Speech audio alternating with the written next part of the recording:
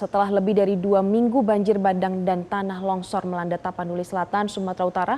Jalan utama yang menghubungi wilayah Akeng Ngadol sampai dengan Garoga kembali bisa dilewati. Meskipun begitu, jalanan masih dipenuhi dengan lumpur dan di beberapa titik masih ditemukan genangan. Sedangkan rumah warga di sekitaran beberapa masih belum dapat dihuni. Dikarenakan kondisi rumah sudah tidak layak ataupun rasa trauma atau ketakutan dari warga. Dan untuk mengetahui situasi terkini di Tapanuli Selatan, simak liputan jurnalis Metro TV Indira Pramesti dan juru kamera Rifki Adi berikut ini. Pemirsa, sudah lebih dari 2 minggu banjir bandang dan tanah longsor melanda tanah Sumatera Utara, salah satunya di wilayah Tapanuli Selatan di tempat saya saat ini. Dan saat ini saya akan tunjukkan pemirsa bagaimana keadaan pasca terjadinya banjir bandang dan juga tanah longsor. Dan di sini jalanan sudah mulai bisa diakses baik oleh kendaraan roda 2 maupun kendaraan roda 4, tidak lagi hanya bisa diakses oleh pejalan kaki, karena walaupun begitu saat ini juga pemirsa bisa lihat di kaki saya masih terdapat lumpur yang cukup dalam di beberapa dan tidak hanya di sini tetapi di beberapa bagian jalanan masih terendam oleh lumpur.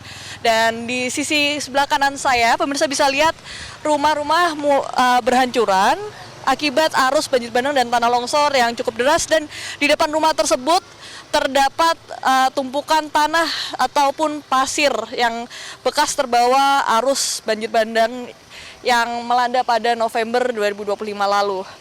Oke pemirsa, saya akan tunjukkan lebih dekat kepada pemirsa saat ini.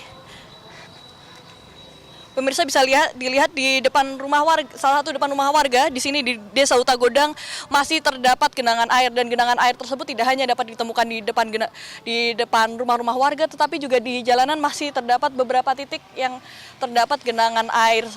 Dan genangan ini sendiri dan lumpur yang masih banyak ini tentunya berdampak pada kesehatan. Dan setelah saya kemarin sempat berbincang dengan salah satu dokter yang berjaga di posko pengungsian di Batu Hula, Dokter Isma menyatakan bahwa saat ini terutama anak-anak banyak menyandang mengalami gejala penyakit kulit, di mana mereka merasakan gatal-gatal dan juga panas pada kulit.